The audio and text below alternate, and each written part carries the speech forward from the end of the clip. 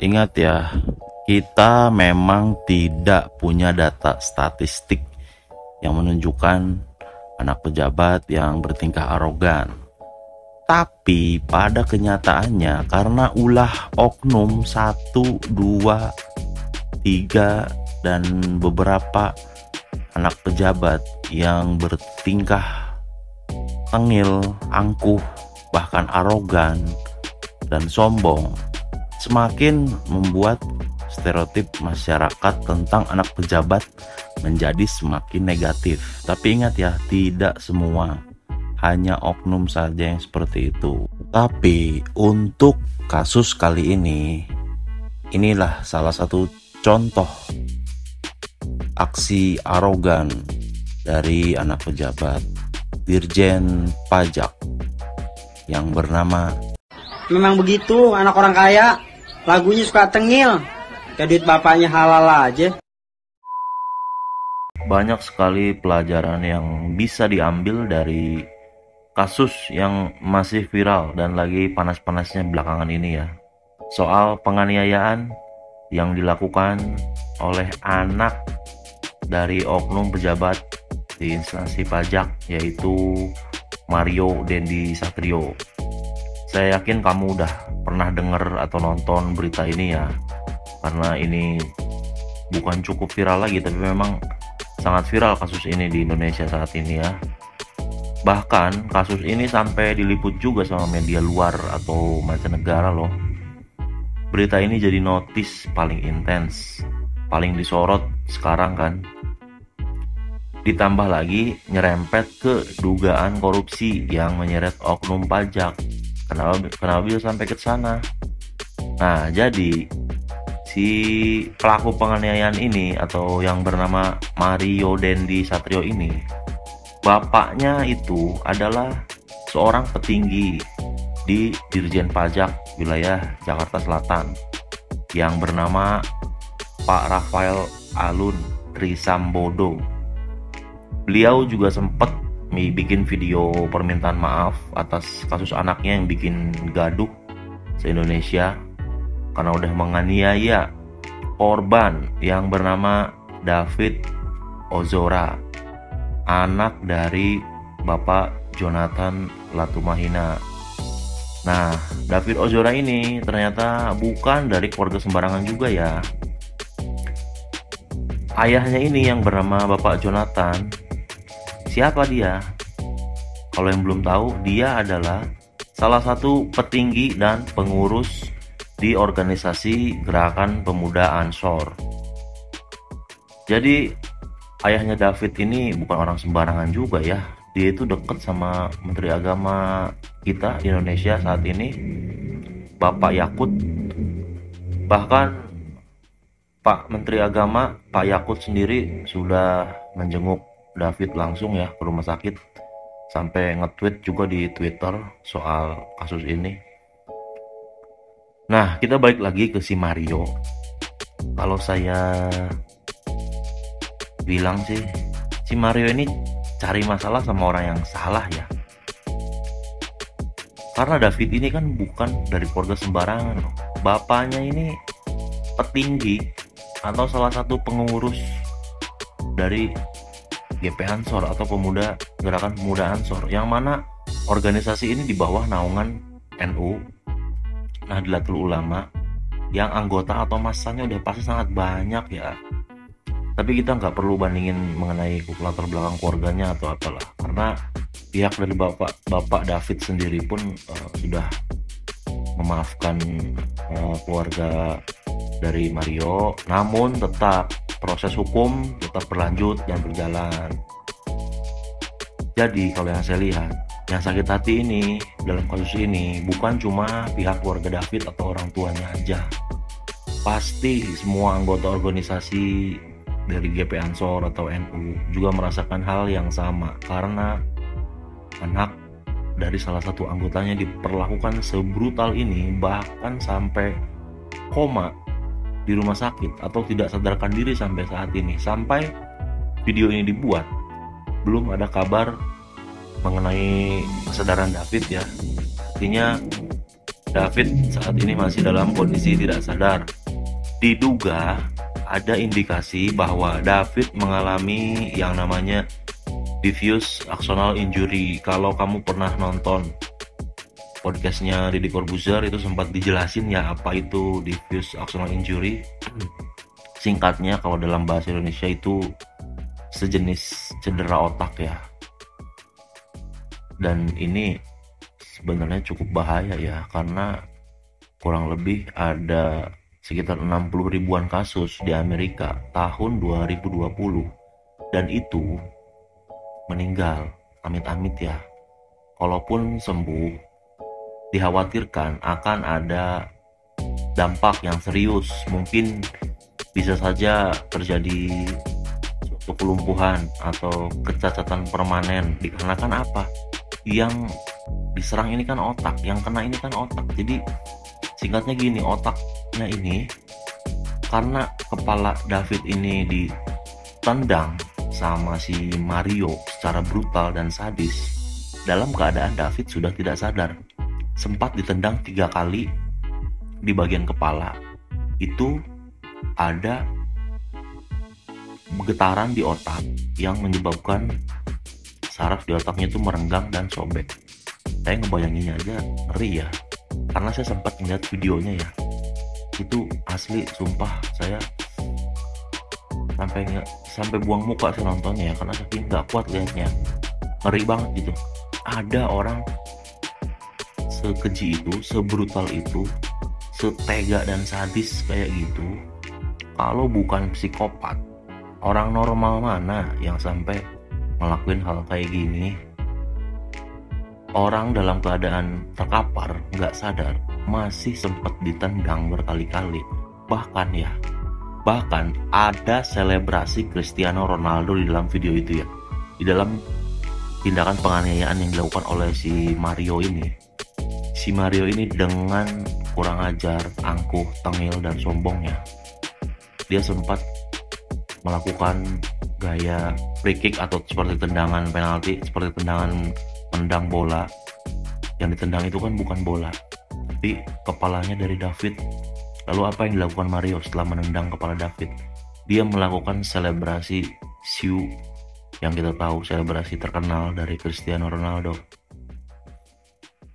Kalau Ronaldo nonton video ini, saya yakin dia akan sangat marah dan mengutuk tindakan yang dilakukan oleh Mario ini ya.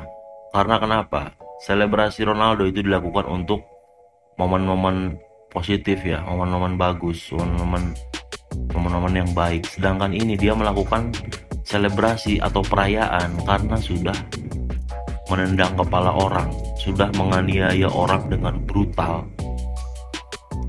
Jadi ini alasan apa lagi kalau dia tidak pantas disebut sebagai seorang psikopat ya? Psikopat mana yang menganiaya orang dengan menendang kepala saat orang sudah dalam keadaan tidak sadar? Bahkan ini perlu digarisbawahi ya, kejadian ini direkam, divideokan, karena si Mario ini tidak sendiri ya. Dia melibatkan salah satu temannya dan pacarnya, jadi dia bertiga ya. Kenapa saya bilang David ini masih indikasi ya soal diffuse axonal injury ini? Karena ada dokter yang bilang bahwa dia belum bisa memastikan 100% memvonis bahwa David itu mengalami yang namanya cedera otak, karena dokter tidak berani mengungkapkan langsung seperti itu ke publik. Sedangkan ini belum 100%, karena kan memang ada kode etik dari dokter ya, yang gak bisa sembarangan menginfokan sesuatu apalagi ke publik, apalagi berita ini lagi viral-viralnya. Jadi tapi memang ada indikasi ke arah cedera otak yang serius itu ya, atau ke arah diffuse axonal injury, tapi dokter belum bisa memastikan 100%. Harapannya semoga David tidak benar-benar mengalami cedera otak yang seperti itu ya. Kita semua berharap semoga David segera diberikan kesembuhan, dan tentunya pelaku bejat, brutal, dan sadis seperti si Mario ini dihukum seadil-adilnya, atau kalau bisa seberat-beratnya ya. Kalau kamu pernah nonton videonya, kayaknya kalau hukuman belasan tahun masih terlalu ringan ya buat hal seperti ini. Apalagi kita belum tahu kondisi David seperti apa, sampai saat ini masih belum sadar ya. Jadi pelajaran yang bisa diambil dari kasus ini adalah siapapun kamu, apalagi kamu dari keluarga pejabat, apalagi kamu dari orang yang cukup dikenal, apalagi kamu keluarga yang bekerja di instansi pemerintah, apalagi di bawah Kementerian Keuangan, khususnya di Dirjen Pajak. Kamu, orang tua kamu yang kerja di pajak itu digaji pakai duit negara. Duit negara itu dari mana hasilnya? Dari pajak masyarakat.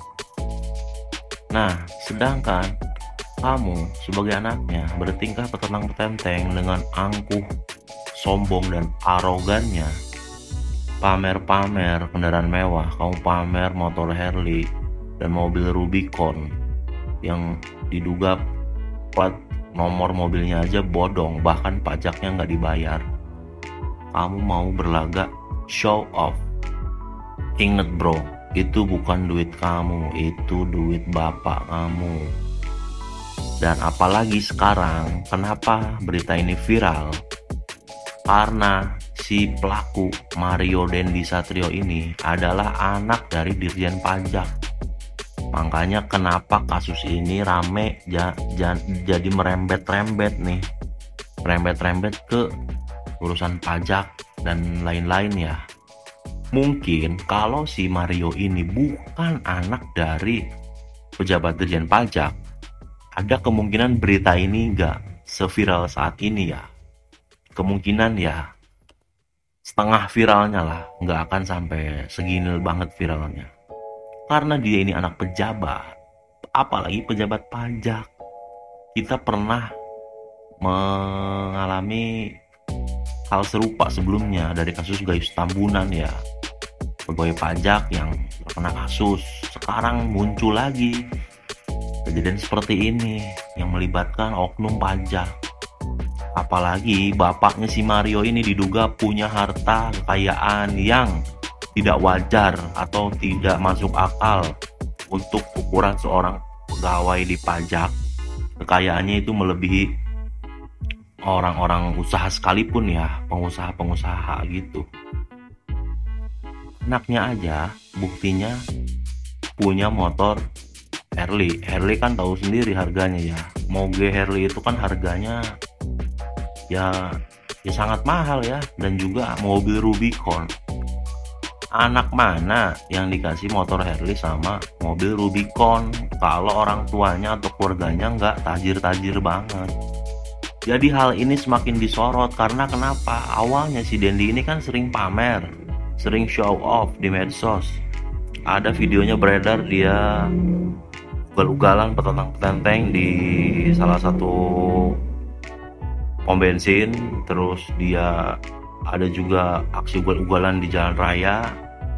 Terus sempet ada foto juga di depan mobil Rubiconnya. Nah, jadi kan netizen semakin geram. Wah, anak dari Dirjen Pajak kok hebat banget, mobilnya Rubicon, motornya Harley, dengan gaya angkuh dan panggilnya pamer-pamer. Ternyata setelah ada kejadian ini, jadi terbuka lah, bapaknya jadi terseret kena dugaan kasus korupsi. Dan masih banyak lagi ya yang gak bisa saya jelasin di satu video ini karena pasti kepanjangan. Intinya adalah siapapun kamu, jaga sikap, perhatikan banyak hal, pikirkan jangka panjangnya. Karena aksi apa yang kamu lakukan, apalagi aksi brutal yang kamu lakukan, pikirkan dampak panjangnya. Karena bukan kamu merugikan diri sendiri, tapi kamu merugikan orang lain. Kamu merugikan banyak orang. Kamu membuat korban sampai tidak sadarkan diri, bahkan masuk rumah sakit, dan bahkan beresiko mengalami kondisi yang fatal. Lalu sekarang bapak kamu disusahin ya. Bapak kamu sekarang ini diperiksa KPK atas harta kekayaannya yang tidak wajar, dan juga orang-orang di sekitar kamu, keluarga kamu khususnya, pasti kena hujatan netizen ya. Kamu sampai kena hukuman sosial, kamu kena social judgment dari netizen yang kamu tahu sendiri netizen itu seperti apa ya. Jadi ya semoga kamu menyesal dengan tindakan kamu ini ya. Tapi kayaknya kok kamu nggak ada rasa menyesal ya. Saya lihat di video saat kamu ditangkap polisi pakai baju oranye kok masih sempat-sempatnya ya tengil petetang petenteng dengan sombongnya begitu ya.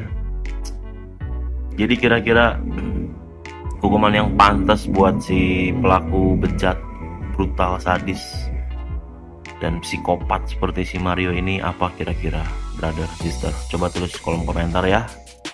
Nanti kalau ada update berita lagi mengenai kasus ini, saya akan bikin video lanjutannya lagi. Oke? Terima kasih waktunya. Semoga video ini bermanfaat. Ingat, siapapun kamu, jangan arogan. Gunakanlah hati dalam menyelesaikan masalah. Jangan gunakan ego. Oke? Sampai jumpa lagi di video selanjutnya.